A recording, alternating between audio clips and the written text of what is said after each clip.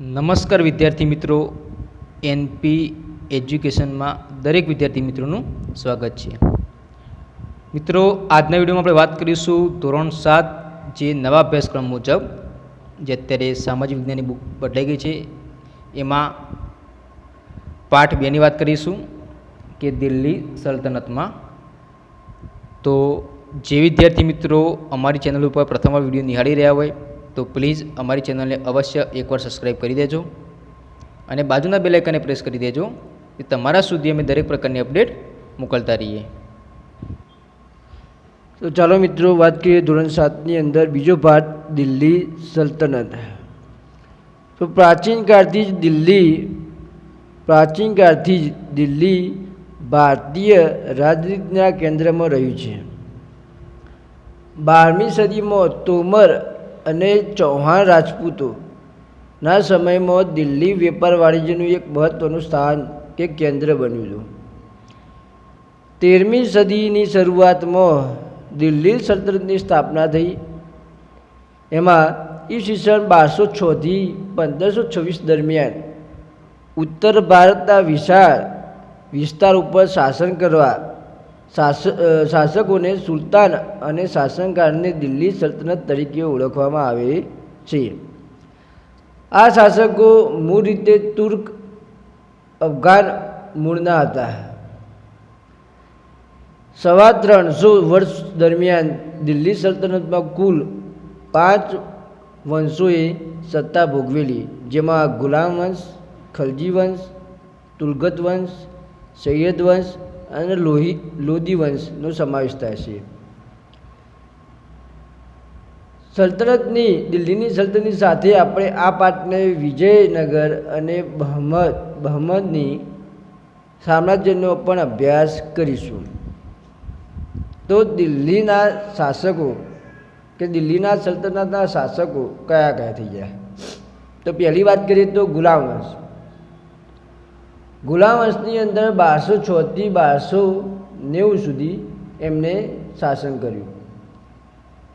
એમાં ઈસવીસન 1192ની તરાઈના બીજા યુદ્ધમાં શિરાબુદ્દીન ઘોરીએ પૃથ્વીરાજ ચૌહાણની સાથે નિર્ણાયક વિજય મેળવ્યો, જેથી દિલ્હીની સલ્તનતનો સત્તાનો પાયો નાખ્યો.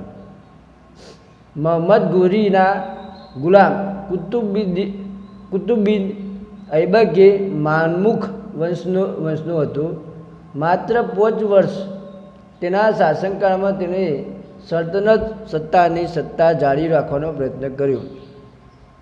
એના પછી 1210ની અંદર પોલો રમતમાં ઘોડા પરથી પડી જવાના કારણે તેનું મૃત્યુ થયું અને કુતુબુદ્દીન ઐબકના અવસાન બાદ ગુલામ અને જમાઈ ઇલ્તુત્મિશ ગાદીએ આવ્યો.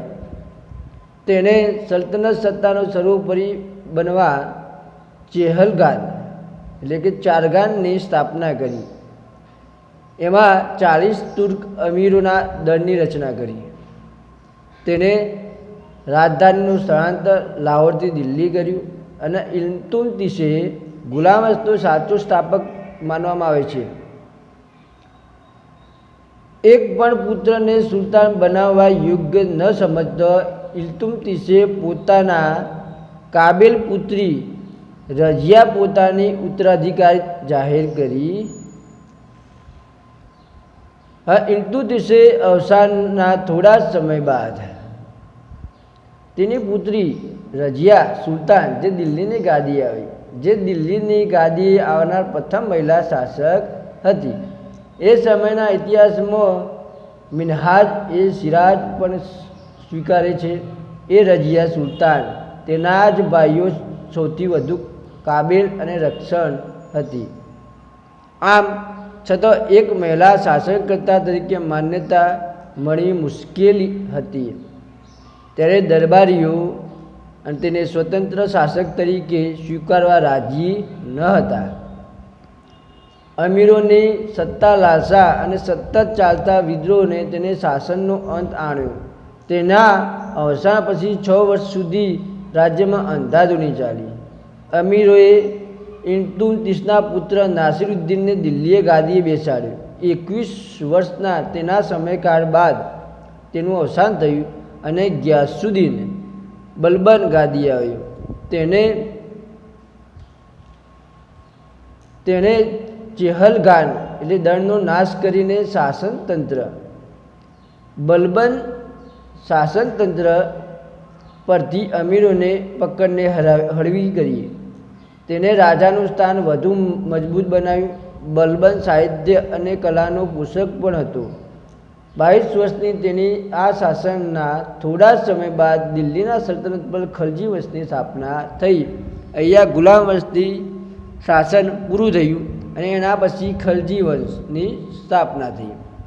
તો ખલજી વંશ એ 1290 1320ની અંદર જલાલુદ્દીન ખલજીના શાસનની શરૂઆત થઈ. જલાલુદ્દીન 6 વર્ષ સુધી શાસન બાદ દિલ્હીની ગાદી આવ્યો અને તેની મહત્વાકાંક્ષા સુલતાનના અલાઉદ્દીન આવ્યો. તેને ઉત્તર ભારતના ગુજરાત, દક્ષિણ ભારત, વિજય પ્રાપ્ત કરેલો. તેનું સામ્રાજ્યનો વિસ્તાર કર્યો. દિલ્હીમાં સ્થાયી સેનાની શરૂઆત કરી. સૈન્યના ઘોડા, સૈનિકોની વિશેષ ઓળખ, દાગ, ચહેરો પદ્ધતિની શરૂઆત કરી. આ ઉપરાંત ભાવ નિયમન, બજાર નિયંત્રણ, સંગ્રહખોરી નિયમન જેવી વહીવટમાં સુધારો પણ કર્યા. અલાઉદ્દીન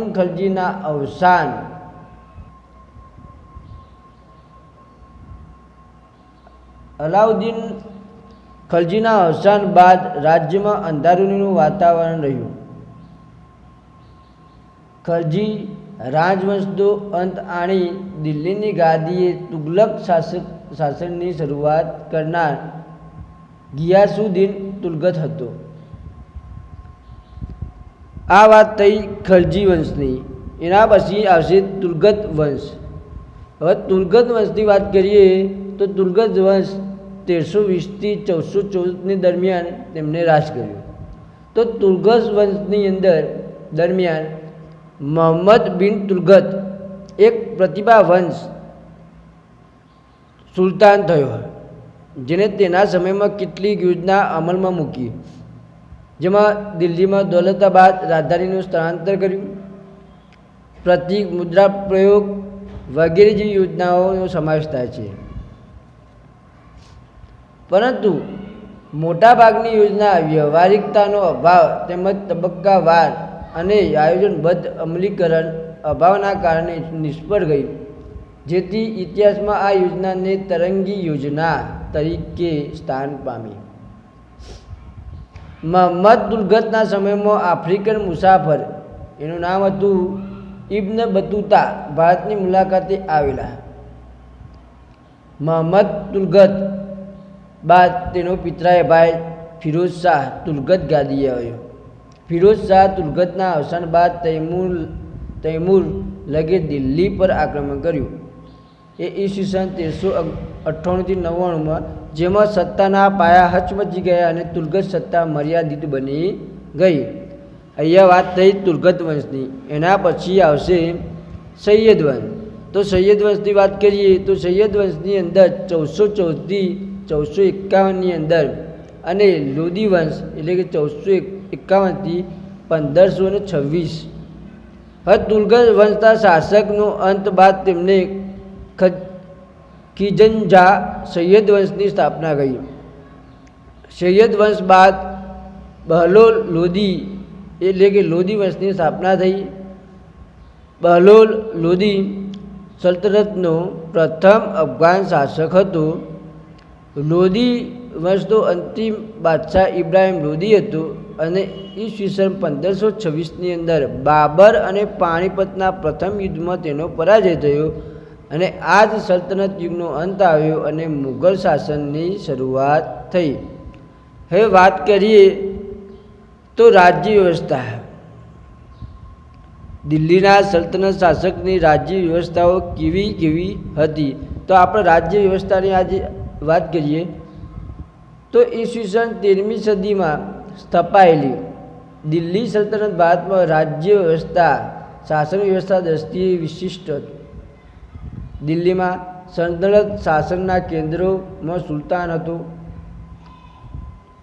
સુલતાનની સત્તા સર્વોપરી ગણાતી. સર્વોચ્ચ સેનાપતિ, કારોબારી સર્વોચ્ચ વડો, સર્વોચ્ચ ન્યાય અધિકારી.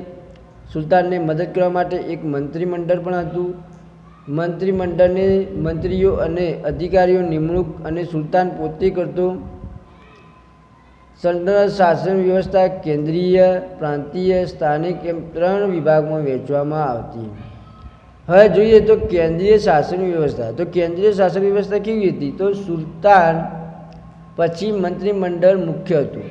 સુલતાનનો પ્રધાનમંત્રી અને વજીર કહેવાતો, જે વહીવટતંત્રનો વડો હતો. આ ઉપરાંત મંત્રીમંડળમાં સેના વિભાગ, પત્ર વ્યવહાર વિભાગ, ધર્મ વિભાગ, વિદેશ વિભાગ, ગુપ્તચર વિભાગ વગેરે વિભાગોનો સમાવેશ થતો. આમ થોડા ઘણા હશે આધુનિક મંત્રીમંડળ જેવી વ્યવસ્થા તે સમયમાં જોવા મળતી હતી. હવે જોઈએ પ્રાંતીય શાસન વ્યવસ્થા. તો પ્રાંતીય શાસન વ્યવસ્થાની અંદર સલ્તનત કાળમાં પ્રાંતને જાગીરમાં વહેંચવામાં આવતું, જેને ઇક્તા કહેવામાં આવતું. ઇક્તાનો વડો ઇક્તેદારને મુક્ત રહેવા કહેવાતો, મુક્તિ કહેવાતો. જ્યારે પ્રાંતની કારોબારી અને ન્યાયતંત્રનો વડો હતો, તેનું કાર્ય જમીન મહેસૂલ એકત્ર કરવાનું અને સુલતાનને જરૂર પડે તો ત્યારે તે લશ્કર મદદ કરવાનું રહેતું. જોકે અલાઉદ્દીન ખલજી અને મોહમ્મદ તુલગતનો સમયમાં કેન્દ્રીય સેનાને મહત્ત્વ આપીને ઇક્તેદારો પર નિયંત્રણ સ્થાપવામાં આવે છે. અહીંયા પ્રાંતીય પછી સ્થાનિક શાસન વ્યવસ્થાની વાત કરીએ તો સ્થાનિક વ્યવસ્થા કેવી હતી? તો પ્રાંત પછીનો એકમ આવે જિલ્લો અને તાલુકો, એમ 2માં વહેંચવામાં આવતી, જેને અનુક્રમે આપણે શીખ અને પરગણા કહેવામાં આવતા. ગામનો વહીવટ મુખી કે મુકદ્દમ કરતો, તેને પરવારી અને કારકુનની મદદ કરતા. કિલ્લા અને બાંધકામ, અન્ય બાંધકામ. તો હવે જોઈએ કે દિલ્હીની અંદર સલ્તનત કાળની અંદર સ્થાપના ભારતના ભારતીય ઇસ્લામિક શૈલીની સ્થાપત્ય નિર્માણની શરૂઆત થઈ. હવે દિલ્હીના સલ્તનત સમયગાળાની અંદર તે દરમિયાન કિલ્લા, મસ્જિદો, મકબરા, મકાન, બગીચા, દરવાજા અને મિનારાઓ વગેરે જેવી સ્થાપત્ય કલા દૃષ્ટિકોણ નોંધપાત્ર કૃતિઓ તૈયાર થઈ. હવે વાત કરીએ તો કુતુબિક ઐબકના સમયની કે દિલ્હીમાં કુવાત ઉલ ઇસ્લામ નામની એક મસ્જિદની સ્થાપના કે નિર્માણ કરવામાં આવ્યું હતું.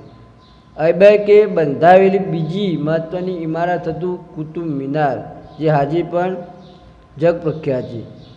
કુતુબુદ્દીનના સમયમાં તેને એક જ માળ બાંધી શકાયો.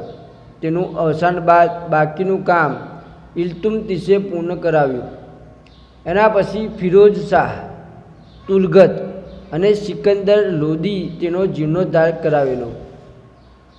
કુતુબિક ઐબકે નિર્માણ અને અન્ય એક ઇમારત ઢાઈ દિનકા ઝોપડા નામની એક મસ્જિદ જે અજમેરમાં આવેલી છે. ઇલ્તુત્મિશના આ સમયમાં હોજ એ સમ્મી ઈદગાહ, જુમા મસ્જિદનો સમાવેશ થાય છે. ખલજી વંશ દરમિયાન અલાઉદ્દીન ખલજીએ બંધાવેલી અલાઈ દરવાજો નામનો પ્રવેશદ્વાર, શ્રી નામનો કિલ્લો અને શ્રી નામનું નગર એ જ હોજે ખાસનો સમાવેશ થાય છે. તુલગત શાસન દરમિયાન તુલગતાબાદ, ફિરોજાબાદ, હિસાર, જૌનપુર, ફિરોજપુર, ફતેહાબાદ વગેરે નગરો વસાવવામાં આવ્યા. આ સમયગાળા દરમિયાન દિલ્હીમાં અનેક કિલ્લાઓ, મસ્જિદો, તળાવો, મહેલો, સ્નાનાગરો, મકબરાઓ, પુલો, સરાઈઓ, બગીચાઓ વગેરેનું નિર્માણ થયું. સૈયદ અને લોદી વંશ દરમિયાન મકબરાઓ અને મસ્જિદોનું નિર્માણ થયું, જેમાં બંદેખાનનું ગુંબદ અને બડા ગુંજન, મોઢની મસ્જિદ, શિહાબુદ્દીનનો મકબરો મુખ્ય છે. હવે એના પછી વાત કરીએ તો વિજયનગરના સામ્રાજ્યની. તો વિજયનગરના સામ્રાજ્યની સ્થાપના 1206ની અંદરથી 1290 સુધી રહી હતી. તો આ સમયગાળામાં તુલગત વંશના નિર્બળ સુલતાનો સમય દરમિયાન દિલ્હી સલ્તનતના વિઘટન એટલે જુદું પડ્યું અને તે જ પ્રક્રિયાનો પ્રારંભ થયો. સૈયદ વંશ અને લોદી વંશ દરમિયાન આ પ્રક્રિયા ઝડપી બની. તૈમૂરના આક્રમણના કારણે આ સ્થિતિ વધુ વસની હતી. આ બધી પરિસ્થિતિના કારણે ઉત્તર અને દક્ષિણ ભારતમાં અનેક પ્રદેશોમાં સ્વતંત્ર થયા. એમાં વિજયનગર, બહમની, માળવા, મેવાડ, બંગાળ, જૌનપુર વગેરેનો સમાવેશ થાય છે. અહીં આપણે વિજયનગર અને બહમની રાજ્ય વિશે થોડી વાત કરીશું. જોઈએ કે હરિહર રાય અને બુક્કા રાય નામના બે ભાઈઓ હતા. ઈસવીસન 1336ની અંદર એ તુંગભદ્રા નદી કિનારે પોતાની રાજ્યની રાજધાની બનાવી હતી. તેનું નામ હતું વિજયનગર. સામ્રાજ્યનો પાયો તેમને નાખ્યો. તે શરૂઆતમાં નગર તેના ગુરુ સ્વામી વિદ્યારણ્યના નામ પરથી વિદ્યાનગર તરીકે ઓળખાતું. પાછળથી તેમના સામ્રાજ્યની લશ્કરી સફળતાનો કારણે વિજયનગર તરીકે ઓળખાવા પામ્યું. હરિહર અને બુક્કા રાય સંગમ વંશના રાજા હતા. વિજયનગર સામ્રાજ્યમાં સંગમ વંશ, સાલુ વંશ અને તુલુગ વંશ અને અરવિંદુ વંશ શાસન કર્યું. હરિહર રાય પ્રથમ અને બુક્કા રાયે નાના રાજ્યને સામ્રાજ્ય બનાવવાનું મહત્ત્વનું યોગદાન આપ્યું. સાલુ વંશનો શાસક 20 વર્ષ ચાલ્યું. ત્યારબાદ તુલુ વંશના સ્થાપના થઈ. તુલુ વંશ કૃષ્ણદેવરાય જેનો શ્રેષ્ઠ શાસક થયો, જે માત્ર તુલુ વંશનો જ નહીં પણ વિજયનગરના સામ્રાજ્યનો સર્વશ્રેષ્ઠ શાસક સાબિત થયો. એટલું જ નહીં, ભારતના એક મહાન શાસક બનવાનું ગૌરવ પણ મળ્યું. તેણે શાસક દરમિયાન અનેક વિજયો હાંસલ કરી. કૃષ્ણદેવરાયનું મોટા ભાગનું જીવન યુદ્ધ ભૂમિમાં પસાર થયું, છતાં તેને વહીવટીતંત્રમાં ઉપેક્ષા કરી ન હતી. તેને રાજ્યમાં તળાવો, નહેરો ખોદાવી, ખેતવાડી સમુદ્ર કરી, કેટલીક અયોગ્ય વેરાઓ નાબૂદ કર્યા, પ્રજાને પ્રેમ મેળવ્યો. વિજયનગર પાસે નાગરપુર નામનું નગર વસાવ્યું. તે અનેકવિધ ઇમારતો, મંદિરોને શણગાર્યું. કૃષ્ણદેવરાયે પોતાની વિદ્વાન હતા અને તેમને સંસ્કૃત અને તેલુગુ ભાષામાં કેટલાક ગ્રંથો લખ્યા. તેના સાહિત્ય કલાના ઉત્તેજનના કારણે આંધ્રના ભૂત તરીકે ઓળખ પામ્યા. કૃષ્ણદેવરાય અવસાન બાદ વિજયનગરમાં આંતરિક ઘર્ષણ અને કાવતરા શરૂ થયા. 23 જાન્યુઆરી 1565ના તાલીકોટા યુદ્ધમાં મુસ્લિમ રાજ્યોના બનેલા સંઘ સામે વિજયનગરનો પરાજય થયો. યુદ્ધ બાદ પણ વિજયનગર સામ્રાજ્ય એક સદી સુધી ટકી રહ્યું. પહેલાં જેટલી ભવ્યતા પ્રાણ કરી શક્યું નહીં. હે નીચે વાત કરીએ તો બહુમનીનું રાજ્ય. તો બહુમનીનું રાજ્ય 1347થી 1518 સુધી તુલગત વંશના સમયમાં દખ્ખણમાં જફર ખાને 1347માં બહમનની રાજ્યની સ્થાપના કરી. આ રાજ્યે લગભગ 1.5 સદી સુધી દક્ષિણ ભારતમાં રાજનીતિ પર પ્રભાવ પાડ્યો. જાફર ખાને અલાઉદ્દીન બહમનની શાહ નામ ધારણ કરીને સ્વતંત્ર શાસન કર્યું. તેણે નવા સ્વતંત્ર રાજ્યની રાજધાની ગુલમર્ગની બનાવી પોતાની રાજ્યમાં અનેક પ્રદેશો જોડ્યા. બહમની સામ્રાજ્યમાં મહમ્મદ શાહ ત્રીજાનું શાસન નોંધપાત્ર છે. મહમ્મદ શાહે ગુલમર્ગની રાજધાની બીડર ખસેડીને બીડરમાં અનેક ઇમારતો બંધાવી. મોહમ્મદ શાહ ત્રીજાને વજીર મોહમ્મદ ગવા હતો, તેને સમક્ષ વહીવટતંત્રની રચના કરી.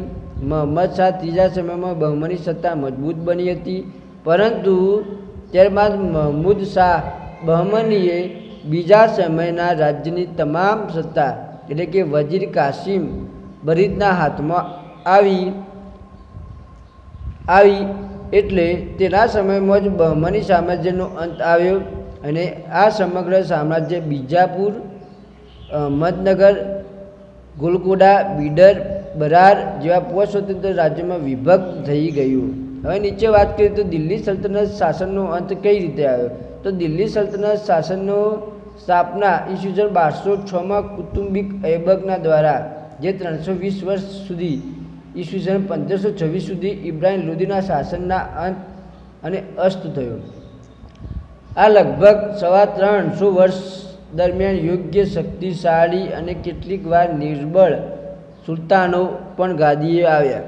દિલ્હીના મુસ્લિમ અને મહારાજ્ય અનેક તડકી છાડી જોઈ અને ઉદય તેનો અસ્ત એ ને તેનું પતન. તો મિત્રો, અહીંયા તમારા પાઠની રજૂઆત સંપૂર્ણ રીતે પૂરી થઈ ગઈ છે. તો તમને વિડીયો પસંદ આવ્યો હોય અમારો, તો પ્લીઝ અમારા વિડીયોને લાઇક કરી દેજો અને ચેનલ ઉપર નવા હોય તો મારી ચેનલને સબસ્ક્રાઈબ કરી દેજો અને બાજુના બેલ આઇકનને પ્રેસ કરી દેજો. તમારા સુધી અમે પ્રથમ નવી અપડેટ મોકલતા રહીએ. Thank you.